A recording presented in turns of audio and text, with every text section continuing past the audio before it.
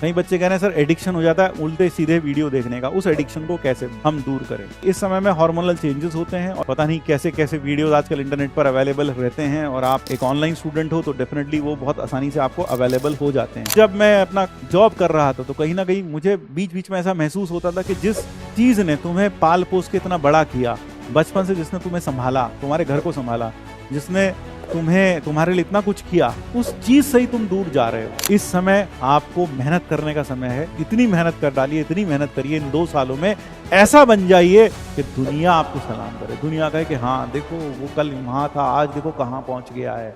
देखिए ये उम्र अजीब सी है, इसमें डेफिनेटली इस तरह के एडिक्शंस आपको हो सकते हैं कि आप पता नहीं कैसे कैसे वीडियोस आजकल इंटरनेट पर अवेलेबल रहते हैं, और आप क्योंकि आप एक ऑनलाइन स्टूडेंट हो तो डेफिनेटली वो बहुत आसानी से आपको अवेलेबल हो जाते हैं। तो और उनका भी एक एडिक्शन होता है, लगभग जैसे ही पढ़ने बैठते हैं तो हमें लगता है कि ऐसा वीडियो हम देख लें। तो कभी भी ऐसा हो, तो आपको कभी भी ऐसा लगे तो आपके घर में आपकी मम्मी और आपकी सिस्टर होंगी, एक बार जाकर उनके पास बैठ जाइए, उनसे थोड़ी बात कर लीजिए। तो मेरे ख्याल से आपके मन में आने वाले कुछ भी विचार जो होंगे, जैसे भी होंगे, वह विचार नहीं आएंगे। तो कभी भी ऐसा हो तो आप ऐसे समय में अपनी मम्मी और अपनी बहन, छोटी बहन हो या बड़ी दीदी हो, उनके पास जाइए, उनसे बात करिए। जब आप उनसे बात करेंगे तो डेफिनेटली इस तरह का जो एडिक्शन है वो धीरे धीरे करके दूर हो जाएगा। तो जब भी ऐसा एडिक्शन आपको लगे, एक बार मम्मी से और एक बार अपनी दीदी से जरूर बात कर लीजिए। बस बात कर लीजिए, नॉर्मल बात करिए, कुछ नहीं बात करनी, नॉर्मल बात करिए। और दीदी कैसी है, मम्मी क्या कर रही हो, एक बार बात कर लीजिए। जब भी ऐसा लगे बात कर लीजिए। और कभी भी मन में इस तरह के विचार आए तो तुरंत अपनी मम्मी और अपनी सिस्टर के बारे में सोचें, और फिर मेरे ख्याल से आपके मन में इस तरह के विचार आने बंद हो जाएंगे। बहुत अच्छा सॉल्यूशन बता रहा हूं, इसके अलावा कोई और सॉल्यूशन इसका नहीं है, क्योंकि इस समय में हार्मोनल चेंजेस होते हैं और इन हार्मोनल चेंजेस के कारण मन में अजीब अजीब तरह के विचार आना स्वाभाविक है। तो इसलिए थोड़ा सा आप ऐसा करेंगे तो ठीक हो जाएगा। और एडिक्शन है ही नहीं तो बहुत ही अच्छी बात है, एडिक्शन है ही नहीं तो बहुत ही अच्छी बात है, इससे अच्छी बात हो ही नहीं सकती। ठीक है। और कभी भी ऐसा मन में विचार आए तो एक बार अपने अल्लाह को, अपने ईश्वर को, अपने भगवान को याद कर लीजिए। आप हनुमान चालीसा पढ़ सकते हैं, हनुमान चालीसा पढ़ लीजिए, एक बार सब कुछ ठीक हो जाएगा। राम राम का उच्चारण कर लीजिए, अल्लाह का नाम ले लीजिए, जैसा भी आप जिस भी ईश्वर की इबादत करते हो उस हिसाब से आप कर सकते हैं। थोड़ा ईश्वर को याद कर लीजिए। आप मुझको यह कैसे भेजें, कई बच्चे पूछे। हाँ, कई एक बच्चे ने पूछा था आपने टीचिंग प्रोफेशन क्यों चुना आईआईटी करने के बाद। बिल्कुल, मैंने सिर्फ आईआईटी नहीं किया, I went for my MBA also, I am also an MBA. MBA करने के बाद I went to corporate sector, मैं मुंबई में जॉब भी कर रहा था। और आज से मेरे ख्याल से कितने साल हो गए, काफी साल हो गए यार, है ना, पीछे मुड़ के देखो तो। उस समय में I got a very good and a handsome starting in Mumbai. I was working in a corporate. लेकिन हुआ क्या, हुआ ये कि मैं बचपन से, क्योंकि मैं एक बहुत ही मीडियम क्लास फैमिली से हूँ, मीडियम क्या, जैसा क्या कहूँ, जैसा तुम हो ना, शायद उससे बदतर कुछ होगा, तो ऐसी फैमिली से मैं था। तो मैं अपने जो बचपन से ही पढ़ा रहा था, बचपन से ही मैं पढ़ाता था। I was into teaching right from class 9th class से मैं पढ़ा रहा था। 9th क्लास में मुझे याद है मैं स्कूल की ड्रेस पहनकर सुबह पढ़ाने के लिए जाता था, और जो बच्चे मुझसे पढ़ने आते थे 6th 7th 8th के भी, मैंने 8th तक के बच्चों को पढ़ाता था, जो 7th 8th के बच्चे भी आते थे पढ़ने के लिए, जिनके घर में पढ़ाने जाता था, तो वह बच्चे भी ड्रेस में होते थे और मैं भी ड्रेस में होता था, वो भी ड्रेस में और मैं भी ड्रेस में, और मैं उन्हें पढ़ाता था। तो पढ़ा के मैं अपनी स्कूल की फीस वगैरह सब चीज़ें जो हो सकती हैं घर में मदद वो करता था। और फिर ऐसे करते करते when I grew up I went to IIT, then I did my MBA. और फिर जब मैं अपना जॉब कर रहा था तो कहीं ना कहीं मुझे बीच बीच में ऐसा महसूस होता था कि जिस चीज़ ने तुम्हें पाल पोस के इतना बड़ा किया, बचपन से जिसने तुम्हें संभाला, तुम्हारे घर को संभाला, जिसने तुम्हारे लिए इतना कुछ किया, उस चीज़ से ही तुम दूर जा रहे हो। तो देन आई जम्प्ड बैक। तो एक बार रहा नहीं गया, मन में ऐसी गिल्ट आती थी तो रहा नहीं गया, then I took into teaching and I really love it, I really love it.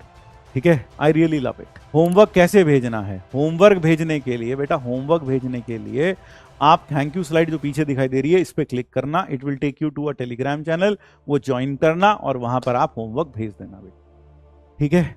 एक चीज और बता दें बेटा, सैलरी पूछना कभी भी अच्छा नहीं होता किसी से भी। मैं आपको कहूंगा कभी भी किसी आदमी से सैलरी मत पूछो, कभी भी मत पूछना।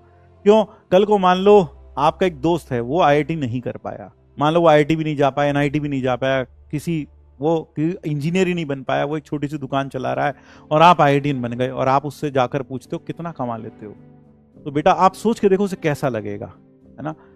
या वो तुमसे पूछे तुम कितना कमा लेते, तुम बड़े अखड़ के कहो मैं तो ये कमा रहा हूं, और वो बेचारा। तो इसलिए कभी भी किसी भी आदमी से उसकी सैलरी नहीं पूछनी चाहिए जब तक तुम्हें अपने घर में किसी दीदी का, भाई किसी का रिश्ता करना हो किसी से, तब तक ये सब चीजें नहीं पूछनी चाहिए। मेरे ख्याल से यह इस सब की जरूरत तभी पड़ती है जब घर में आप अपनी किसी अजीज घर में जो फीमेल मेंबर हो उनकी शादी की बात कर रहे हो, तो ये तभी पूछा जाता है, नहीं तो पूछने लायक ये सवाल नहीं है। बस इतना ही कहूंगा कि कोई देखो ना, बात समझ गए ना, तो बहुत कोशिश करने के बाद भी होमवर्क नहीं हो पा रहा। अभी अगर कुछ भी नहीं हो पाता तो मैं आपको कहूंगा क्लास इलस्ट्रेशन और KT के जितने हो सके उतने करो। आज मैंने होमवर्क ज्यादा तो नहीं दे दिया यार, कम करूं क्या? होमवर्क ज्यादा तो नहीं दे दिया मैंने, कम करूं क्या बेटा? होमवर्क कम करूं क्या? होमवर्क कम कर दूं? नहीं, बच्चे कह रहे नहीं सर रहने दो। चलो ठीक है, नहीं करेंगे। चलो यार अब समय हो गया है, जाने दीजिए, कल फिर बात करेंगे। कल कोशिश करेंगे मैथमेटिकल ज्ञान को भी शामिल करें सेक्शन में। समय ज्यादा हो गया है, फिर आप लोग कहोगे मुझको, तो इसलिए जय श्री कृष्ण, राधे राधे। फिर मिलते हैं कल, ठीक है बेटा।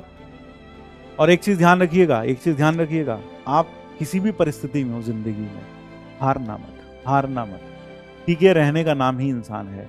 जो मैदान छोड़ के भाग जाए उसे दुनिया कायर कहती है। और इस समय आपको मेहनत करने का समय है। इतनी मेहनत कर डालिए, इतनी मेहनत करिए, इन 2 सालों में ऐसा बन जाइए कि दुनिया आपको सलाम करे, दुनिया कहे कि हाँ देखो वो कल वहां था, आज देखो कहाँ पहुंच गया है, उसने कितनी मेहनत की। You set an example for the society, you set an example for the city in which you live. एक एग्जाम्पल बन के दिखाओ यार, एक ऐसा एग्जाम्पल बन के दिखाओ जिसको हर कोई फॉलो करना चाहे।